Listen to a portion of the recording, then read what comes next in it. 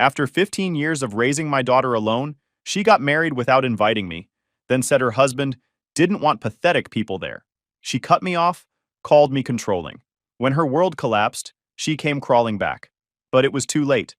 Hey Reddit, I'm not the kind of man who talks about feelings, but if you knew what I went through, you'd understand why I'm writing this.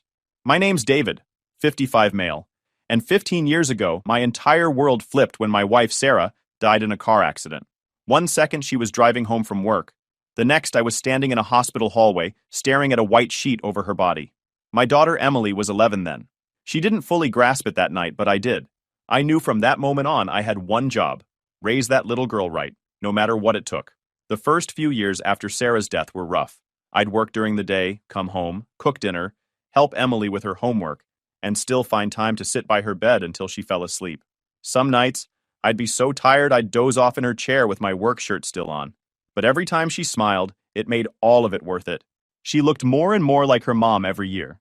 Same deep brown eyes, same quiet strength in her voice. Sometimes she'd walk into a room, and for half a second, I'd swear it was Sarah standing there. Emily was everything. My reason for showing up every day. My pride. My joy. I pushed her, but never in a cruel way. I wanted her to make something of herself. I used to tell her, if you've got brains, use them. Don't waste your life trying to impress idiots. Maybe that's what made her tough. She always aimed high. I wanted her to be a doctor or a dentist. Something solid, respected. And she did it. She graduated top of her class in dental school. I still remember sitting there in that auditorium, surrounded by other proud parents, clapping so hard my hands hurt. When they called her name, Dr. Emily Carter, my chest felt like it might explode. That night, she posted a picture on Facebook of us hugging. Her caption read, "Couldn't have done it without my dad." I read that line about 50 times. I screenshotted it. That moment was everything I'd worked for. Every night shift, every sacrifice, every lonely birthday. All of it finally made sense. A few months after she graduated, I decided to do something big for her.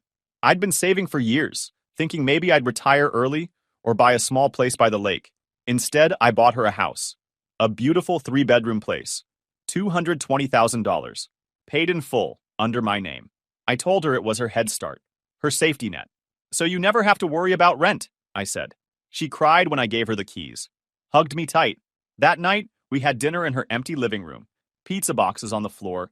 And she kept saying, "You're the best dad ever." I'll never forget that. For the first year, everything felt perfect. She'd call me almost every day. We'd grab dinner